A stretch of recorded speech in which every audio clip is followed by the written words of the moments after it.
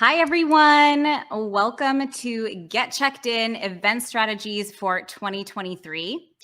My name is Camille Whitestern. I lead experiential marketing here at Splash, and I'll be your host for today's virtual roundtable, which I am so excited to kick off in a few moments.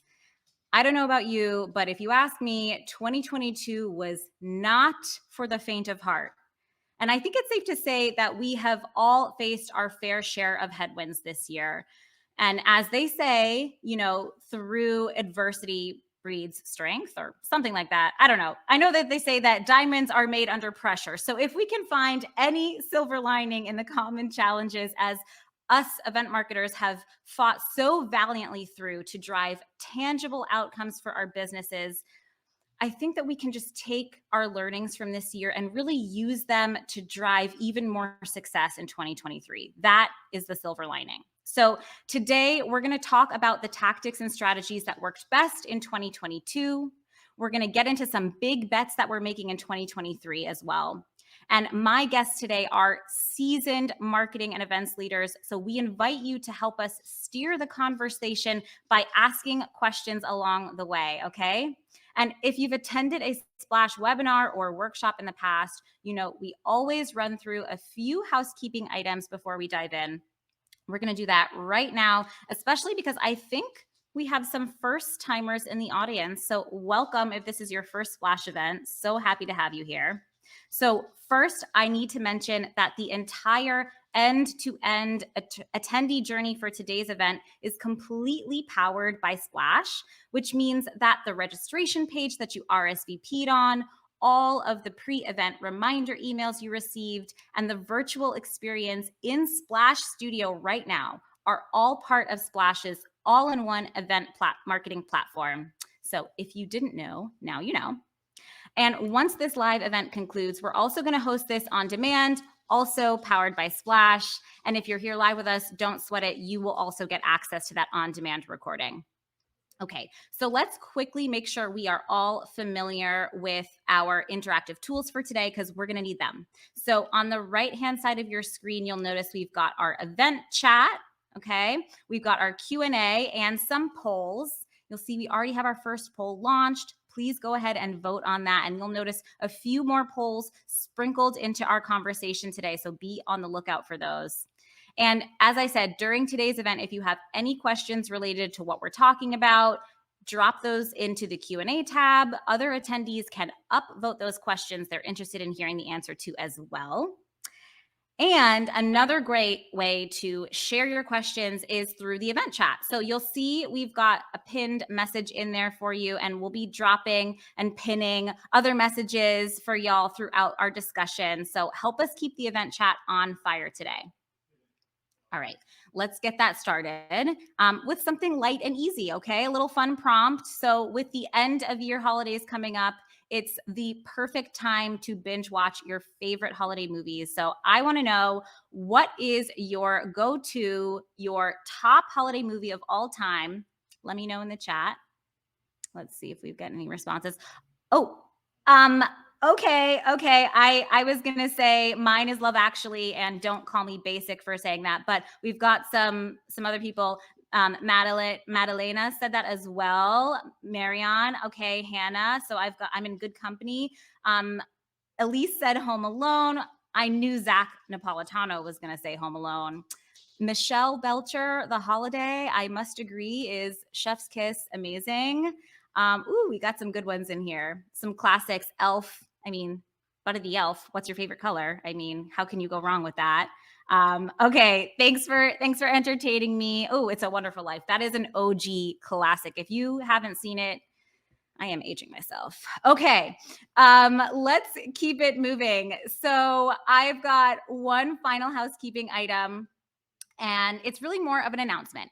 And so, we love to find ways to give you goodies, and 'tis the season for gifts, is it not? So today we have an extra special social raffle for you to enter to win 2 tickets to the Sundance Film Festival. So here's how you can enter to win. Yes, I said it, Sundance Film Festival. Yes, it's true. Okay, so we are going to drop a link to a LinkedIn post in the event chat right now. All you need to do is like and comment on that post, and you'll be entered in to win those Sundance tickets. Hooray. Yes, it's really that easy. Let me pause and make sure that is in there. It is amazing. Okay. So that's really all you have to do to enter the raffle. And then we will announce the winner towards the end of today's event. So be sure to stick around for that. Okay. Enough of me gabbing about housekeeping items. Let's get into why you are here and tuned in with us today. We're here to talk about game-winning event strategies for 2023. So let's go ahead and meet my fellow roundtable panelists. Today, I'm so excited to be joined by Michelle Radlowski from Zscaler, Dave Stevens from Data World, and Brian Rogers from PFL.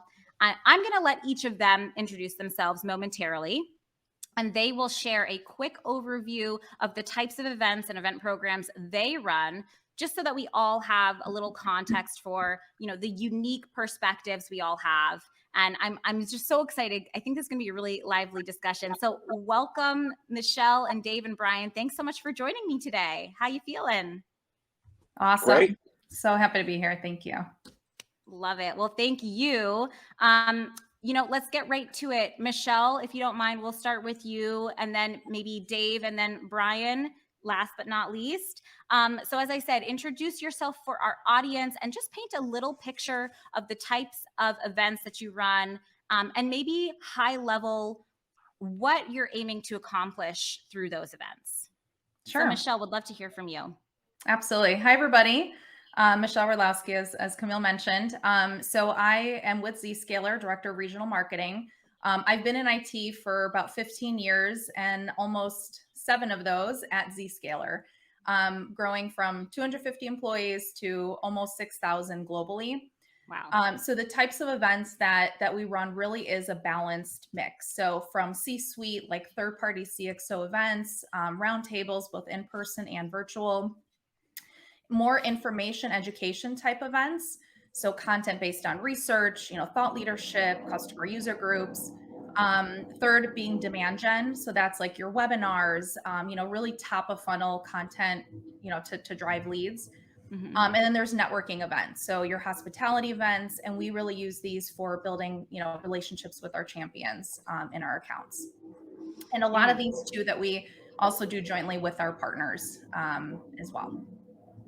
Wow, that's a lot. I love that. Thank you so much for that peek behind the curtain of how you're kind of running things at Zscaler. Super, super helpful for me to hear, and I think for everyone in our audience. So, Dave, let's hear from you. What are you working on at Data World? Yeah, I joined Data.World probably 6 weeks ago. So it's still fairly new. I've been in the data space for the last decade or so. But apparently my niche seems to be starting when the company's small and then helping it grow.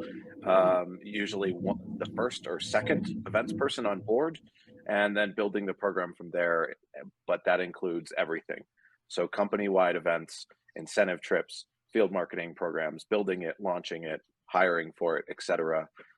Conferences, QBRs, kickoffs, whatever an event is that's happening at the company, I tend to get my hands dirty with it. Wow. Well, you must be busy then, and I'm really excited to dig into some of the discussion questions that I have queued up for us today. Thanks so much, Dave, for being here.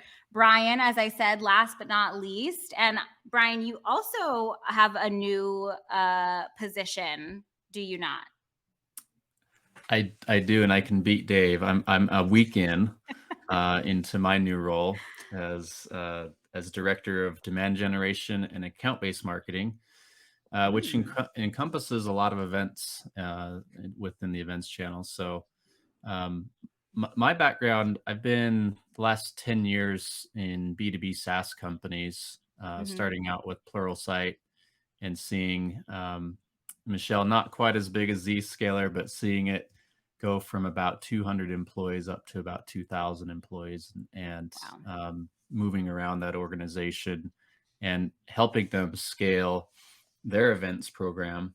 I believe it was 2019, we did like 200 field events, and having to provide operational support for those, of course, using Splash.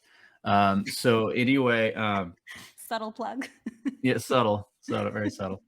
Um, it's been a good ride, and my involvement around events is always around operations and enablement within the organization. So you think the traditional, demand generation process of BDRs and AEs and getting buy-in across the organization to help drive those registrations and make those events as successful as they can be. So I get eyeballs on the events. That's the I think the takeaway.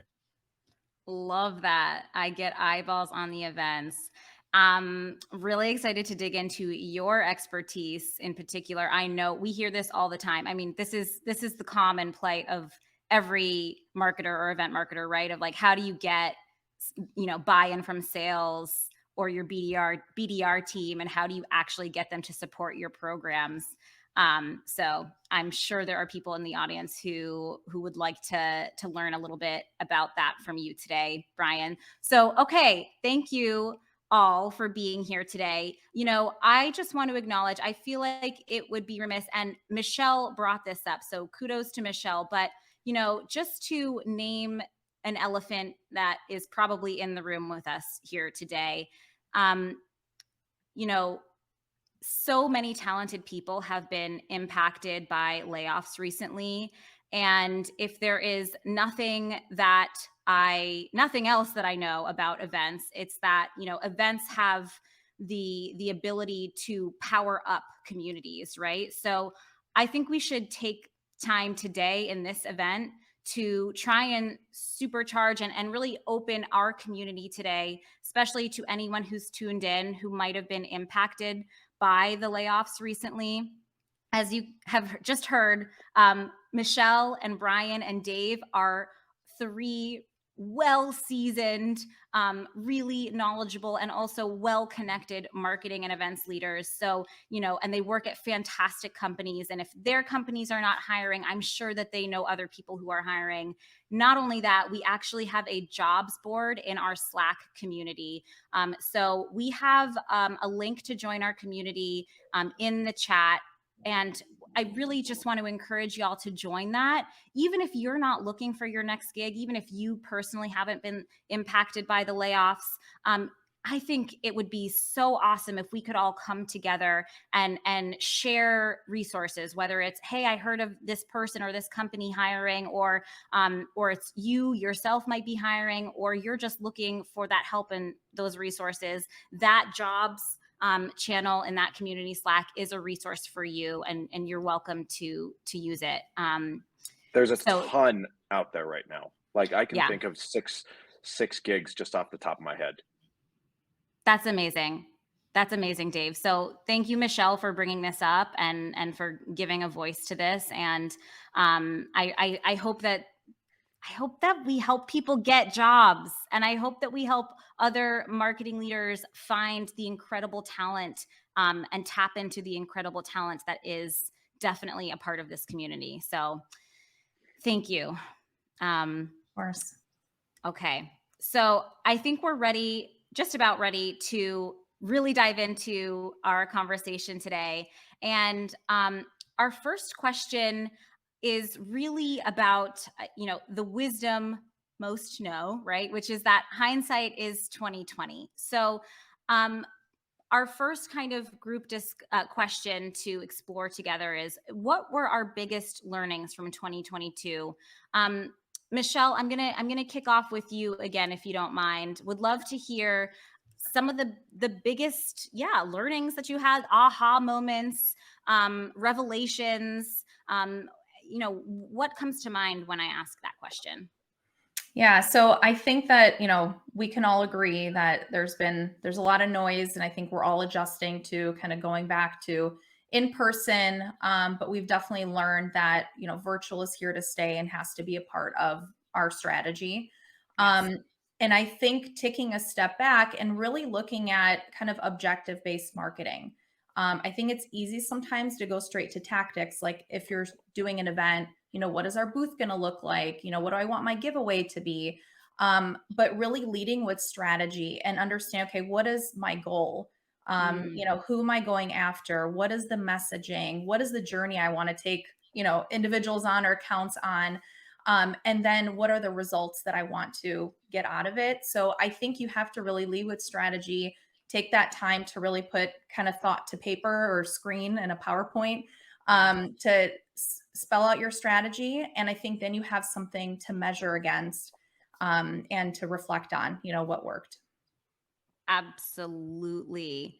Absolutely. Wow. I mean, we literally just actually hosted a workshop on this last week, because that is the sticking point. If we're not aligning our event goals with our business goals and objectives, then Yes. our event strategy is kind of dead in the water, right? Like it's just not going to be effective, or we're not going to yield the results that we're actually looking for. Exactly. That's huge. Brian, what do you think about that? And what about you? What are your biggest learnings from 2022? Yeah, I mean, events are, they're a content creator, especially like virtual events. They're not so easy, but it's much easier to cut up and use pieces of your virtual events for content down the line.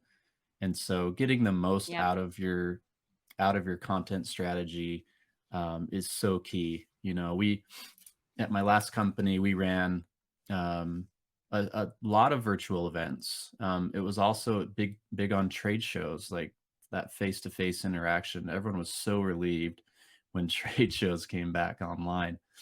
But I think we need to think of ourselves as a content or a media center.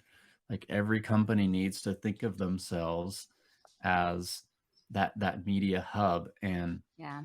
hiring the right people and not skimping on the content efforts of your company is so important. I mean, how many times have we sat in meetings and it's like, oh, we need some new content for the next quarter's campaign, or whatever it is, and we're like, can we just repurpose some stuff? Right? And it's like, ooh, that blog post, that one, I don't know if we got a lot of eyes on that. Let's turn that into a white paper. I think we can do that. And that's not a bad thing. It certainly isn't. Like, we should rinse and repeat if it's good content, and maybe Mm-hmm. use it again in different formats. But I think sometimes we get caught up in this, oh, we'll just reuse everything, right? Because maybe Mm. there's lack of resources or lack of strategy. So I think that's my big takeaway is to focus on brand, focus on that user experience, and then use an integrated content distribution tactic. And I think it all starts with who's leading your content strategy. I feel like there's a lot that we could dig into there, because you're not wrong. I fully agree that repurposing content and virtual events as a you know that source of content, right, is a really powerful way to power up your dark social strategy and really get more value from your events, right? I think going back to what Michelle was talking about, what are your goals? When we think about what are we going to repurpose, it still has to tie back to, well, what are we trying to influence or impact at the end of the day, right? And that should dictate your event strategy, but also, to your point, Brian, you're kind of like overall your content marketing strategy, right?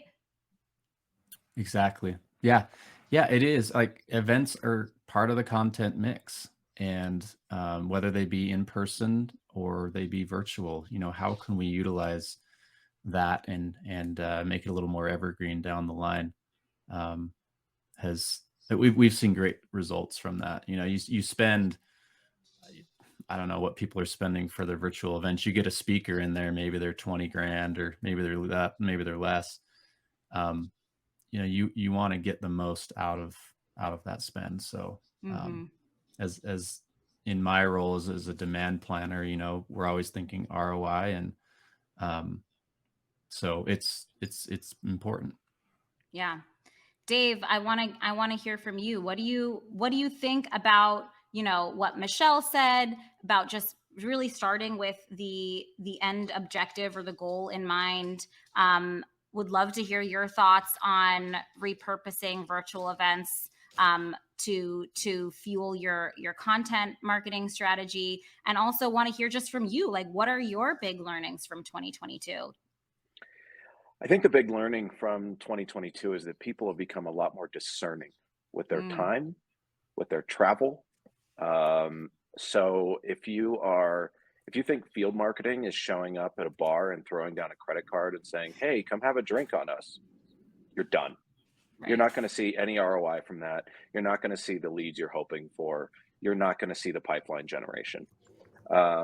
But the only way you're going to know what's going to drive those people to show up is to understand who you're trying to get there and understand how you're going to be measuring success. So all of this ties back to the fact that if we have good content, people are going to show up. If people show up, we're going to have strong ROI. And I just got introduced to a new term called shareable moments, and Tell us about that.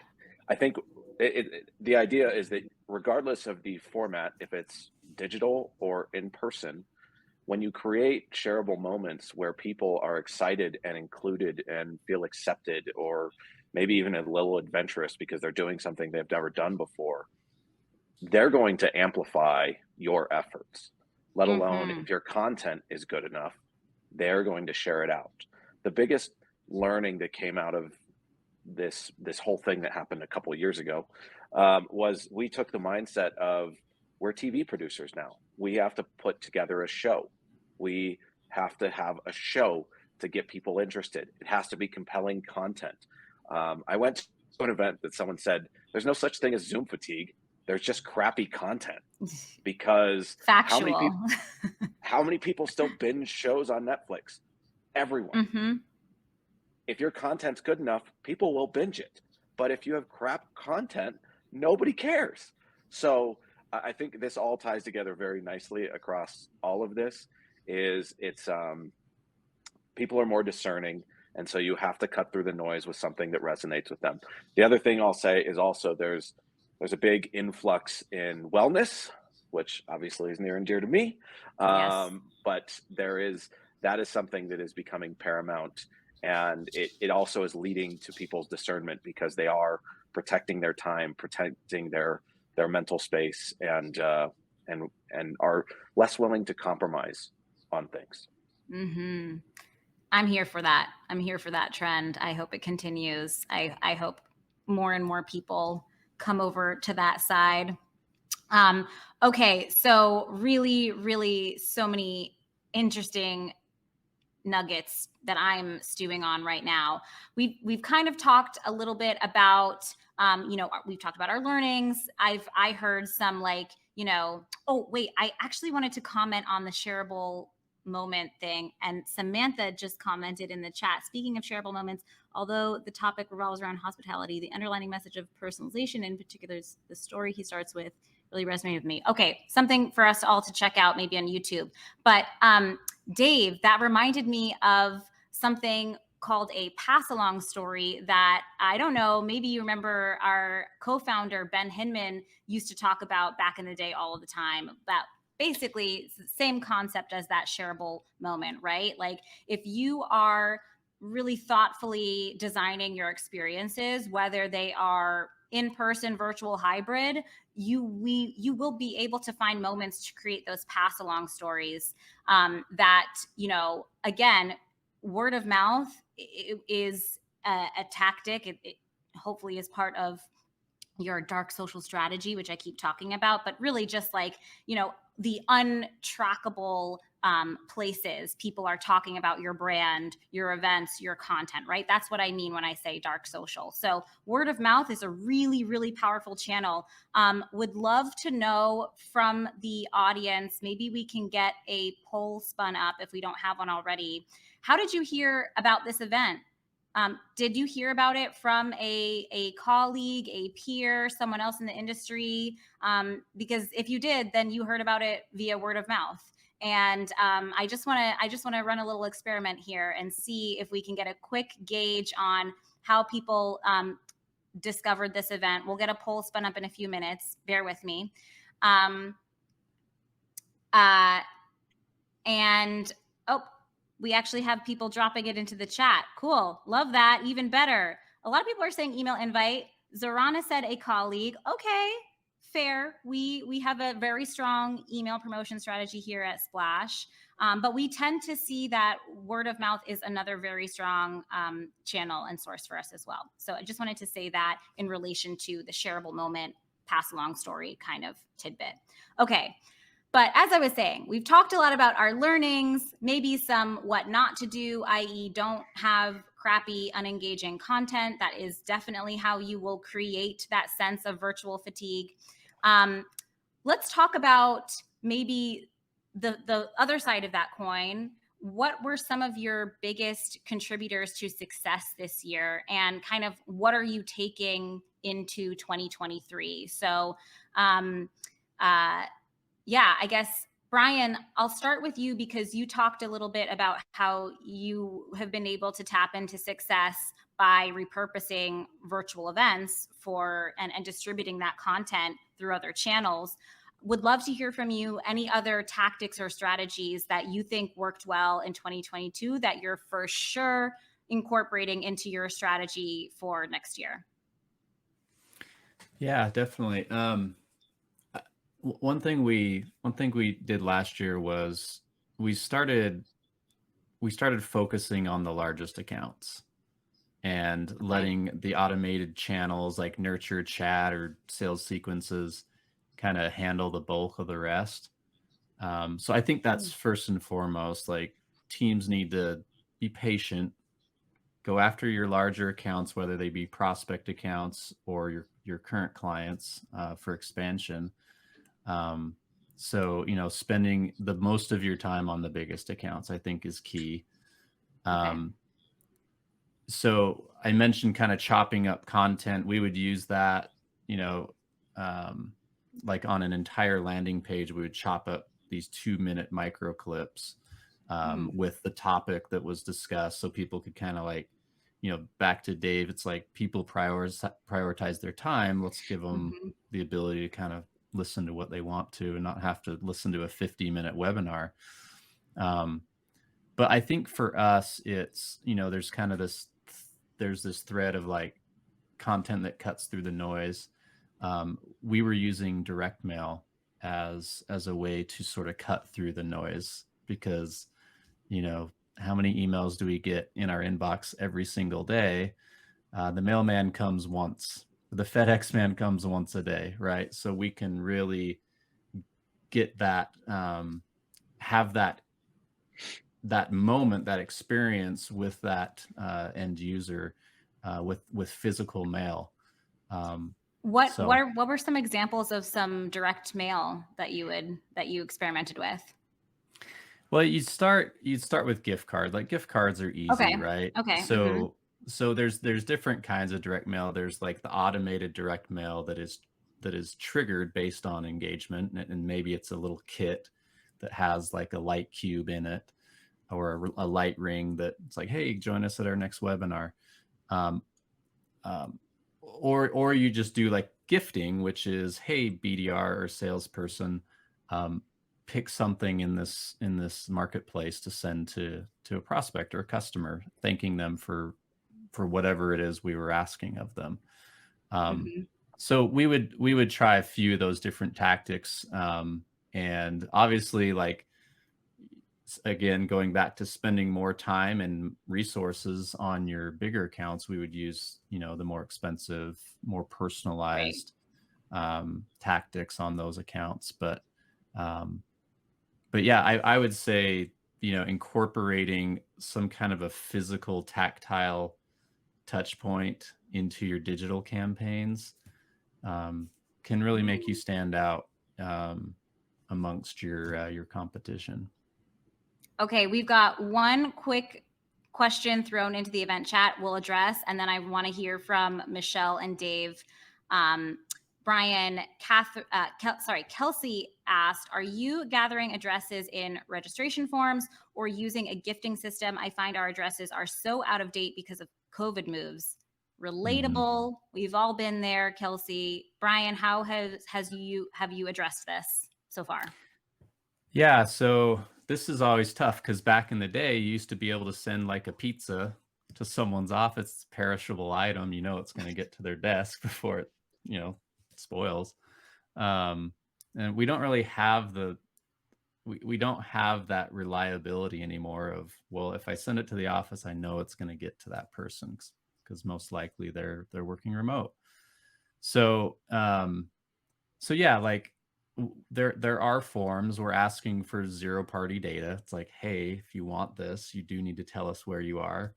And for one thing, every marketer wants zero party data. We want to know where people are, what's important to them, how they heard about our campaign, those types of things. And so, yeah, they're all form based. So we're asking them to tell us where they are. Yeah. So we've done Are that you doing as that well. yourself, or are you using a gifting platform? So at my last stop, we were using a gifting platform. PFL is a gifting platform now, so we're using our own product to do that. Interesting. Okay. Might have to check PFL out. We've used previous gift sending platforms as well, and also have done a combo when at times it's maybe been a little bit more of a bespoke or a smaller send. Beauty of being able to use your own product, similar to Brian, we use Splash for as much as we can too. So we've used Splash registration forms to collect those addresses. And someone said that they've worked with PFL and they're great, y'all. So plug for PFL. If you're looking for a gifting platform, check them out and hit up Brian Rogers. Okay. Dave, let's hear from you, and also have a follow-up question. So the question is, what was your biggest contributor to your success this year, and or what are you taking into 2023? And as you're thinking about that, I'll tack on a follow-up question, which has been upvoted by a few people in our Q&A tab, and I'd love to just address it on the fly before we forget about it. But they asked for examples of shareable moments. So maybe you can share, any awesome shareable moments from this past year as an example, or just anything in your career that you feel like paints that that picture a little bit more for them. Sure. Yeah, make sure you give him the attribution if you go inquire for a demo of PFL, because That's right. Heard about it on Splash webinar, so that he gets that. So I think the big thing, I got introduced to a term at the very beginning of the year called return on emotion. Mm-hmm. And the idea being is it basically validates experiential marketing has existed for years, and it was always about impressions and views and blah blah blah blah blah, and nobody really quantified it before. But there's a group that went out and did a study, and they figured out what kind of score you need on return on emotion and what questions you need to ask to drive that score. And we can send out the study later afterwards. But Yeah. It really kind of gave me a renewed perspective on when I was thinking about it. And it didn't matter if it was internal or external. You had to think about your attendees' journey, your attendees' experience, and what they were going to walk away from the event with, what they were going to, how they were going to feel, how the things you did impacted them, and how you were rewarding them for taking the chance and giving you their time, because that's what it all is now. We really have to earn these people's time, regardless of if it's internal, external, whatever, if they're prospects, customers, you name it. So I would say with that has really helped me focus.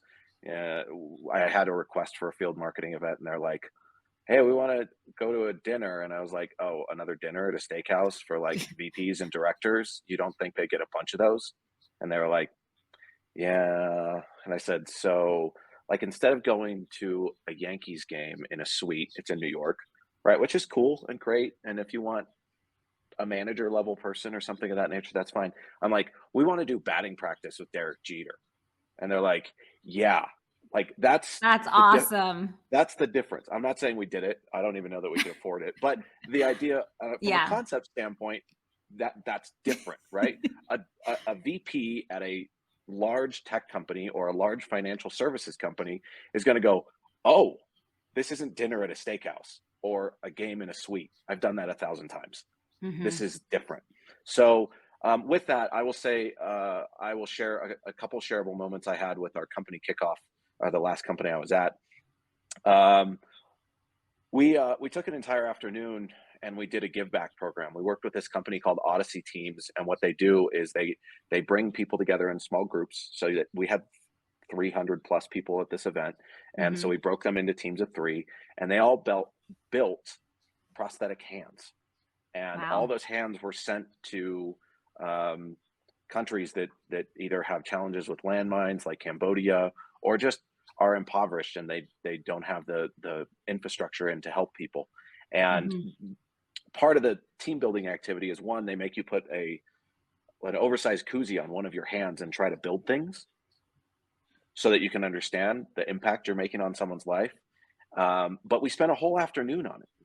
Wow. And what happened is, not only did people get to decorate the bag that was being sent off, but people started taking pictures, and LinkedIn exploded with basically the entire company pushing what we were doing from a company culture standpoint out to the world, Love saying, that. "I just joined this company. I can't believe they care so much. Like, they spent the entire afternoon empowering us to give back to the world, to make the world a better place." Like, our voice is only so strong. Our culture, we can talk about it till we're blue in the face, but to have Mhm. 50% of the company posting like crazy about how much they love working there, Right. that That's gold. yeah, that I And can't it even speaks imagine. volumes, yeah. And we were hiring like crazy at the time, so I can't even imagine what it did for the recruiters pipeline and people that were seeing this, because people were adding, "We're hiring, come join us." Mhm. I So love that. that could be flipped very easily to a field marketing event where you're doing Mhm. something that is just inclusive. Like, if someone said, "Oh, I went to this Data.World event where I got to go to batting practice with Derek Jeter," people are going to take selfies, they're going to post them, and they're not going to just put them on LinkedIn. They're going to put them on Facebook, they're going to put them on Instagram, they're going to put them Yep. everywhere. Yep. I love that.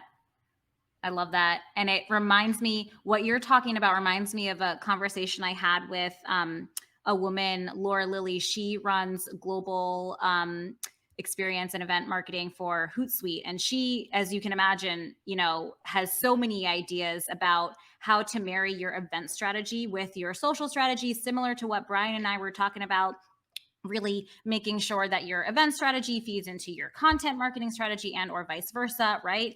I think one of my biggest learnings, this year, if I might chime in, is just like how we can all work smarter together, right? Like I lead experiential for Splash, but how can I work with our head of content marketing and head of customer and community marketing and head of demand gen to make sure that all of our efforts are in tandem, and we can kind of do more with less that way, but don't want to take away from that shareable moment examples, because those were awesome. And hopefully our audience members are inspired to create their own shareable moments through their events. Okay. Let's hear from Michelle, because Michelle, you run so many different types of events. And I would love to get your take on what are you bringing into 2023? Yeah, absolutely. So, and I think I've been seeing in some of the chat around sales teams, and it's been brought up in the conversation of them wanting to do different types of events. And I think it's important to get that buy-in from sales on what you are putting out into market, and then it aligns to a campaign and the messaging, and kind of when they feel that they're a part of it, they're going to get behind it and get excited about it and want to drive registrations or bring it in front of their customers. So I think communication and that partnership with sales, especially being in a field marketing role, is number one. And a lot of different creative ideas were brought up. And Brian, just on the pizza thing, it was funny. One of the things that we actually had success with this last year, actually one of our sales directors brought this idea forward because he had success with it. We call it a pizza cast. And so we partner with Domino's. Domino's has a concierge service, and we bring out a topic, and we put a topic calling it a pizza cast, and everybody gets a hot pizza delivered to their door on the day of the event. And so that's been successful for us, and it is a form fill. Obviously, they need to provide us their address in order to send out the pizza. And so we've done this actually with our partners. So we've done kind of a better together type story with our partners. We've also done, our own. So that's one example that just relevant to some of the commentary that's come up. But one of the things too, just to double click on the alliances part with our channel partners, we do a lot of work with our channel partners. And I think what's been really successful is, partnering with strategic alliances. So depending on who your partners are within your business, identifying the ones that you have the most powerful story with, and whether it's integrations, there has to be obviously strategic alignment. Sales leadership has to be aligned from both of those partners too, and put events on with them. Because I think then the story and the content is so much more impactful for your audience. And they're going to get a lot more out of it. And it obviously gives you larger reach too, because you're working with your partner on that. Yeah, love that. Yeah, so that's definitely been very successful for us, and just constantly adapting to change. I think that's been a really big learning this last year in 2022, is change is the constant. And I think we've all learned that over the last few years. So if I can give advice to everybody, that just embrace change. You don't know what tomorrow's going to bring, but go in with a positive attitude and a positive mindset, and that can open up new opportunities. Try new things, and just be open to adapting to change. Preach. That is so true. I'd like to jump in here. One of the things that we're doing is we're going to do a thing called Dining in the Clouds with a partner of ours, because they're a cloud company, we're a cloud company, and I don't want to get too into it because the splash page hasn't been built yet.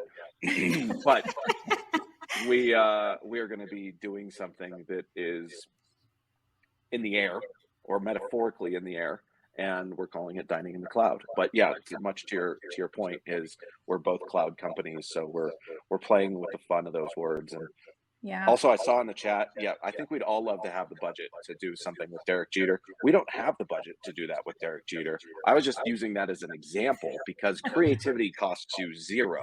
But if you put yourself in the right mindset and you go way out there, it'll help you bring it back about, okay, so how do we do something like this, or a version of this that is more exciting than just another steak dinner. I actually can I add to that too? Because if you take the partner piece of it, plus kind of that creativity, you can actually do more with less too, because if you can get budget and funding from your partners, that's huge. Exactly. So this wasn't last year, but I did want to share in 2021, there was 2 virtual events that I spearheaded. One was with our 2 of our biggest alliance partners around AWS and CrowdStrike, and we did a virtual concert in the cloud. So I actually brought in Jason Mraz, and we had him do a virtual concert. And speaking of shareable moments, he did a little video snippet for us that was actually promoting the event, and also did like a VIP engagement with him, where we raffled off like a autographed record and a guitar. And that was kind of like an account-based approach, because the only people who can attend was, kind of people who were personally invited. So that went over really well. And then also what I did with one of our alliance partners, we did a virtual event, and the theme was around kind of this better together, but also kind of going beyond the perimeter. How do you go beyond kind of, talk about glass ceilings and things of that sort, but how do you kind of go beyond what you're currently doing and what you're currently thinking? So I did bring on a third party speaker. His name is Hakeem. And he recently came out with a book that's called From the Streets to the Stars. And he has a super inspiring story. And he kind of went beyond the perimeter, that where he was born and raised was, not obviously a very good situation. And now he has patents, and he's like, in the space industry, and he's written a book. And so he has a great story. And then again, you tie that with the content and the theme and the messaging. So if you bring partners in, share budget, you can also do some creative and big things with your partners. I love that. So many gems.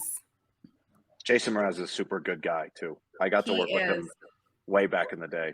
And we did a fundraiser too. So we raised money for No Kid Hungary. So he was like all on board, and we raised over $30,000 for the organization. So it was that's amazing.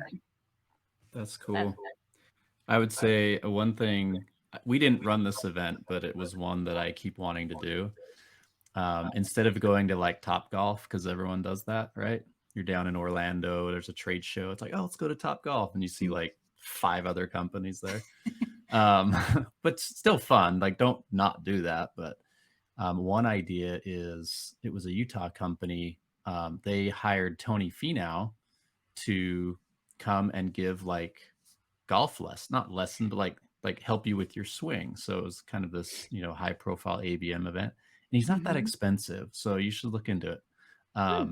But kind of a different take on golf, and bringing in a celebrity that is wide known. So love that.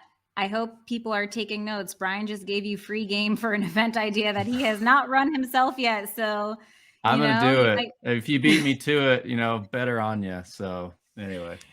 Oh my gosh. Love that. So many gems. I think one of my biggest takeaways from what y'all just said was just think big and dream big, and, maybe even bigger than your instinct tells you to at first. And then figure out a way that you can actually execute, a version of that huge, big, grand plan of yours. Love that. Okay. So, we talked about what you're taking into 2023. I want to get into, some more big bets that you're making. But before we do, just because, it was I'm into astrology a little bit, and there was a full moon in Gemini last night, which means, it's a time for letting go of things that are no longer serving us. And what a better time to do that as we prepare to go into 2023. So I just have to ask y'all, what are you absolutely leaving behind in 2022? What are you ditching? What is not making the cut that maybe previously was a part of your strategy that you're like, absolutely not. We're not doing this again. So let's see. Dave, I'll start with you, because I feel like you might have some ideas here. What are you definitely not taking into 2023 or leaving behind in 2022? I'll say it's 1.5 things. Okay. One, thinking I have any idea that I know what is going to happen next year. That's the first thing. Like, fair. Why would I even pretend to think I know what's going to happen? That life is stranger than fiction. The other half of the term is the term webinar. We've completely removed it from all vernacular, from all marketing, from everything, because webinars has become a bit of a dirty word, because it's where people talk at people, not people talk with people. We have, as an organization, we have moved to the term digital events so that we can include hybrid events in that. But we struck it from our vernacular because we never wanted to just get on camera and talk at people ever again. Yeah. This is not a webinar, by the way, everyone. This is a virtual roundtable. I hear you. I really hear you, Dave. I think that's really fair. And we have agreement at in the chat. Kelsey said webinar equals Z, the snooze, you know, and Noelle agrees. So you are in good company there. Okay, so Brian, kicking it over to you, what are you leaving behind or ditching in 2022? Yeah, it was kind of brought up, Michelle, you brought up like sales enablement and getting buy-in. So I think one thing we're getting rid of is integrated-ish campaigns. You know, sometimes it's much easier as a marketing organization to put on an event and invite sales. And it's easier. You can work in your space, and you cross small aisles to other departments in marketing, but that giant leap over into sales sometimes scary. I don't know, like it all depends on relationships, and if we as marketers understand how this event can help that salesperson reach quota, you know, that's how we need to be thinking. And because sometimes they'll look at marketing events as, oh, you guys do your thing. And it no, I'm just kidding. Sometimes, I mean, that's always the challenge, right? Is like, we're comfortable in our domains. We can do what we need to do. I think sometimes it's uncomfortable, or the more difficult part is really getting sales to buy in and participate. So what we're leaving behind is integrated-ish campaigns or events. I love that. I love that. I think that is so important. And, you know, you said it. At the end of the day, these programs exist, you know, in part this roundtable, you know, is something that our sales team can use, right? And you said it can help them hit their quotas. And we're all on the same team at the end of the day, right? Like at least that's how we think about things here at Splash. Marketing is on the same team as sales. We are all team revenue, right? Like we are here to bring in revenue for the business. And we just play different positions on that same team. So I think that is a really important reminder for everyone to leave the integrated-ish to the side, right? Integration is the future. That's basically what we're saying when we say, how do we get buy-in, right? Well, you need to make sure they're integrated then, right? And you need to have like integrated campaign playbooks where every person or, you know, player, let's say, right, on the team, whether you want to think of one BDRs as one type of player, right? And your marketing people as another type of player, or your AEs or what have you. We're all on the same team at the end of the day. So I love that. If I could make one small plug, if you want to climb into the mind of a salesperson and you're on Instagram, go follow Corporate Bro. Okay. He does a really good job of, maybe Dave already does. He does a really good job of a satire on like what it's like to be a salesperson. So anyway, I'll leave it at that. Love that. Is there one for an event marketer? I haven't found one yet, but if anyone knows of one. That's it. Okay. We need to create one. We're going to start one. Okay. We do. We're going to start one. We're going to start one. We need that, right? Okay. We just launched a poll. Do you follow Corporate Bro? Vote on that poll. Very important. Very important. I don't know that he hates marketing. He just, it's the mind of a lot of salespeople. So anyway, I think that's helpful. I think that's helpful. I know when I was first starting out, that was a big question for me. What do the salespeople want? What kinds of resources do they want? What kinds of content? What kinds of events are they going to be down to support? You know, what is going to help them hit their quota? So love that. And we've got a lot of love for corporate bro in the event chat. So you're onto something here, Brian. Okay. So Michelle. Yes. What are you leaving behind in 2022? Other than budgets? I'm just kidding. Too soon, Michelle. I know. I'm just kidding. But I think in general, we always have to do more with less. And I think that's been like, brought up and everything. So we have to be creative. So we did, there was a growth area of a segment for a sales team here, and there was tons of new sales reps coming on board. The team was growing like crazy, and we needed to kind of get scale on events and activity, and for them to kind of really build that relationship and buy-in with marketing. Mm-hmm.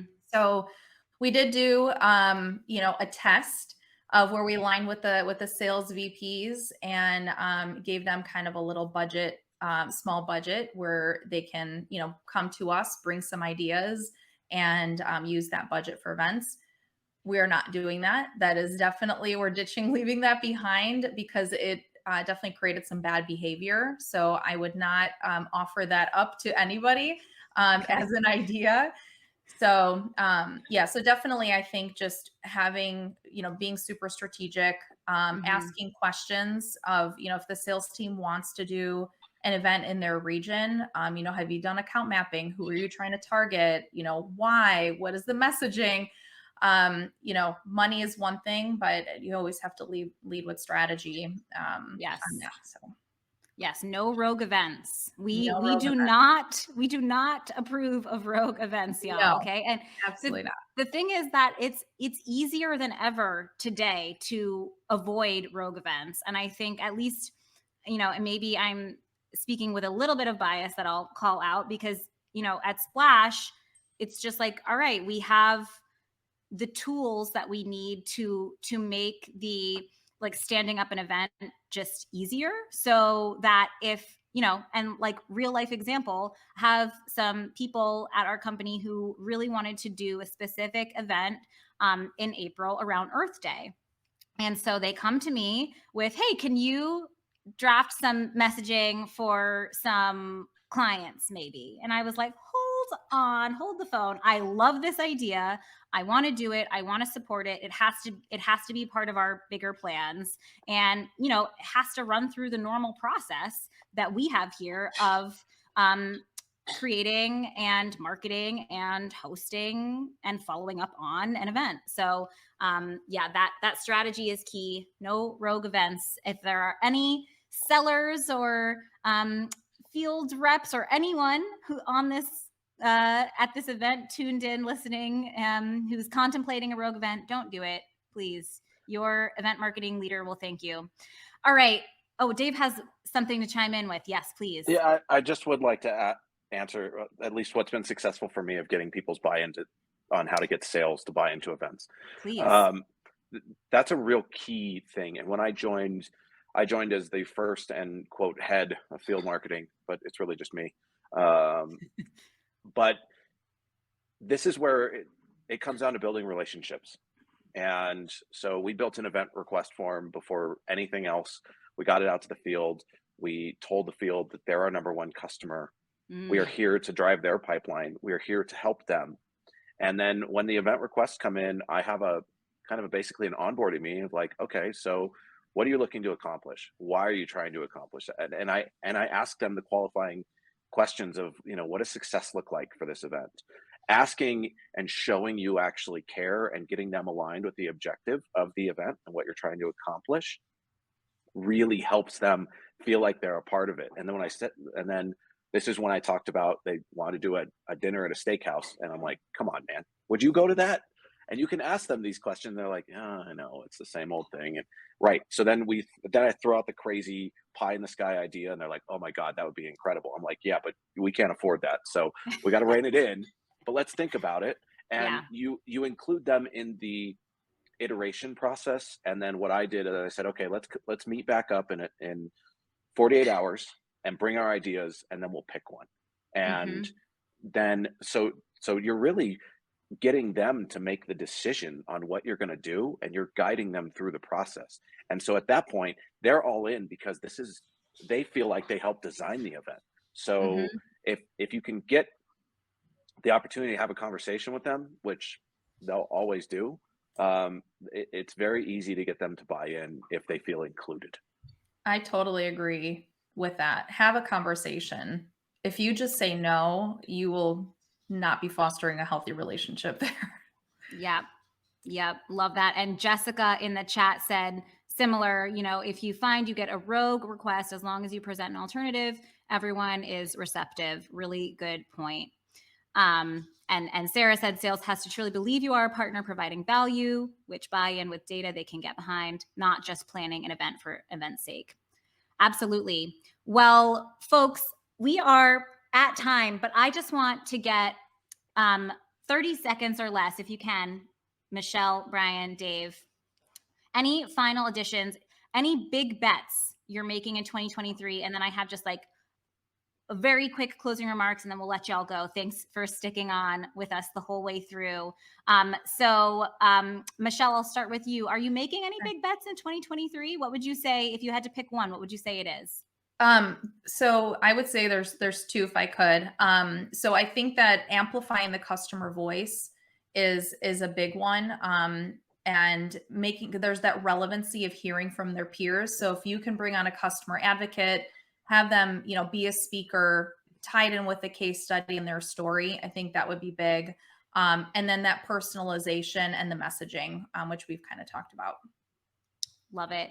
Thank you for that quick breakdown, Michelle. All right, Brian, what's a big bet or a couple big bets you're making in 2023? Okay. You kind of brought it up, Camille, and that's dark social. So marketers need to figure it out. Like we're not going to be able to measure as much as we used to in the cookieless world. It's kind of getting pushed off, but it's coming. Yeah, that's real.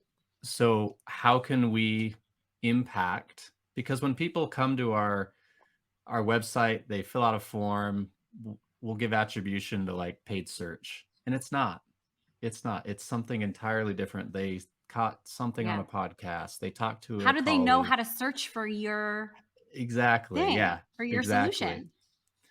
So figure out how to get further up the funnel than we can actually see. Start placing programs in podcast, in organic social, use LinkedIn comments, prop up someone in your organization on social channels and create some buzz around that. So I think we all need to figure that out. Yeah, preach. I'm with you. Dave, what about you? What are your big bets for 2023? Biggest bet is field marketing, since we're launching it. That's going to be the big one. I think the other thing is giving people more wellness focused field marketing events as well. Giving people the opportunity to get their sanity back, take a break from the chaos, so that when they leave anything, they leave refreshed and they think that was worth my time. These people understand me. Love it. I like, you already know, I am very supportive of that, of making that bet. So I'm really excited. I would say a big bet we're making in 2023 is definitely leaning into the kind of more everyday repeatable events. We have known for a while that, at least for us, that's really the sweet spot. And I think, especially considering, what Michelle kind of joked about, but is very real for a lot of us, like we have either smaller budgets, maybe reduced budgets, or some of us are working with budgets where, you kind of have to see what success we can kind of achieve and then unlock more budget throughout the year. So, the solution for me is, okay, maybe I don't have $100,000 to spend on, 3 big, huge tentpole or flagship events, but I can take that budget and break it up and scale it across a far greater number of more everyday repeatable events. So that's one of the big bets we are making. And yes, I just have to echo what Michelle said in the chat. Data is your friend. Data is your friend. So look at what has worked for your company historically, right? Make sure you are working with your business metric inputs. Like, what is your invitation to registration rate, right? What is your average contract value? What is your average attendance rate for your events? Use those data points to inform your strategy. And if you need help with that, we've got a lot of free resources to help you do that. So let us know if you're interested in that. We probably have some of that stuff pinned in the chat. Okay. I want to say thank you all. We have had a really lively discussion today. Thank you, Michelle, Brian, Dave. Your perspectives on ingredients for success in 2023 have been so illuminating for me, and I'm sure everyone else tuned in. We are past time, but just really quickly, if you're interested in seeing how Splash can help you simplify your processes, amplify your brand, and measure the impact of your events on your business bottom line, go ahead and vote on our final poll for today. Let us know if you're interested in a private one-on-one session to learn more about Splash. Whew, okay. On behalf of the entire Splash team, thank you so much for joining us today. Final announcement, we have our social raffle winners who are going to be getting tickets to the Sundance Film Festival. We'll be in touch with Heather Skorupa from Thomson Reuters. So congratulations, Heather, and Leah Young from Varonis. So congrats to you both. Thank you for engaging with us today. We will get you your tickets shortly. And, you know, we live for creating opportunities for marketing and event professionals like you to learn with us and your fellow event marketing peers. So if you found today's event valuable, please do let us know. We are dropping a link to a feedback survey in the chat. It will also be in your post-event email after today. But if you fill it out in the next hour, you will also be entered to win your own tickets to the Sundance Film Festival. So please do give us that feedback. It really helps us shape future programming for you. Finally, if you are looking for more resources to help you build an event strategy that actually helps your business grow, we release new episodes of our Checked In podcast pretty much weekly, and it's available wherever you get your podcasts. Or you can visit our website, which is absolutely loaded with digestible content to help you do more with less, get rock star level results, and leave people wondering how you do it in the best way possible. Okay. It's been an absolute pleasure. Again, thank you to our speakers, Michelle, Brian, and Dave, and our audience today. Thank you for rocking with us. Until next time, take care.